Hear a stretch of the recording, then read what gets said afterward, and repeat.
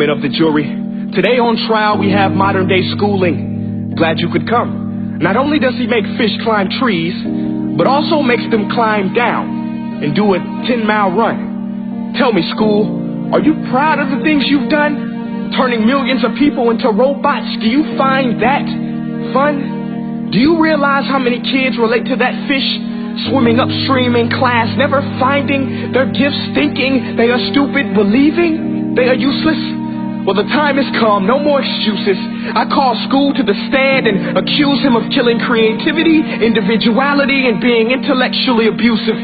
He's an ancient institution that has outlived his usage. So, Your Honor, this concludes my opening statement, and if I may present the evidence of my case, I will prove it. Proceed. Exhibit A. Here's a modern-day phone. Recognize it? Here's a phone from 150 years ago. Big difference, right? Stay with me. Here's a car from today, and here's a car from 150 years ago. Big difference, right? Well, get this. Here's a classroom of today, and here's a class we used 150 years ago. Now, ain't that a shame? In literally more than a century, nothing has changed. Yet you claim to prepare students for the future?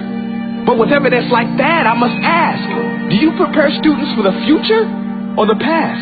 I did a background check on you and let the record show that you were made to train people to work in factories, which explains why you put students in straight rows, nice and neat, tell them sit still, raise your hand if you want to speak, give them a short break to eat, and for 8 hours a day tell them what to think.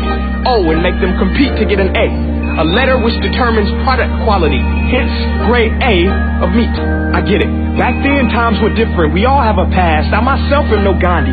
But today, we don't need to make robots zombies. The world has progressed. And now we need people who think creatively, innovatively, critically, independently, with the ability to connect.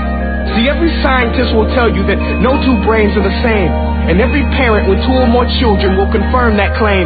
So please explain why you treat students like cookie-cutter frames or snapback hats, giving them this one-size-fits-all crap. Watch your language. Sorry, Your Honor, but if a doctor prescribed the exact same medicine to all of his patients, the results will be tragic. So many people will get sick, yet when it comes to school, this is exactly what happens, this educational malpractice, where one teacher stands in front of 20 kids, each one having different strengths, different needs, different gifts, different dreams, and you teach the same thing the same way? That's horrific. Ladies and gentlemen, the defendant should not be acquitted. This may be one of the worst criminal offenses ever to be committed.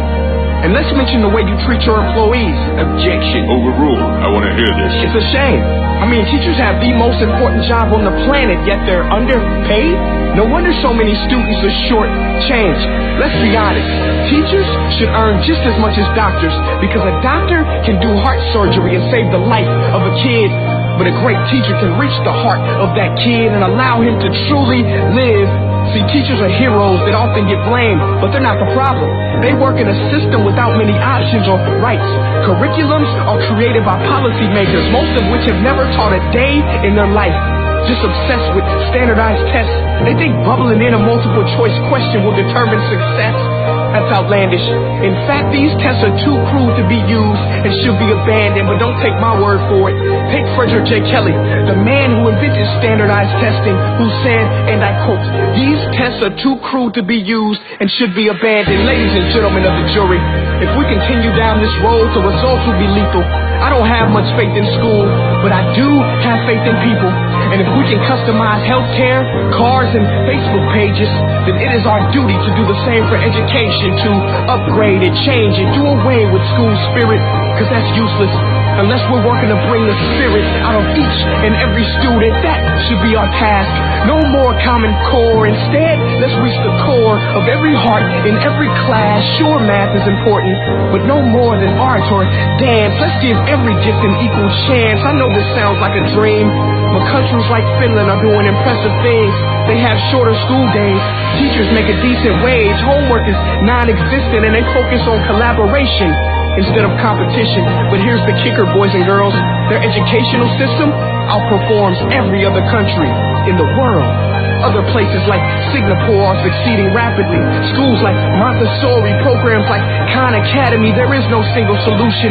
But let's get moving, because while students may be 20% of our population, they are 100% of our future. So let's attend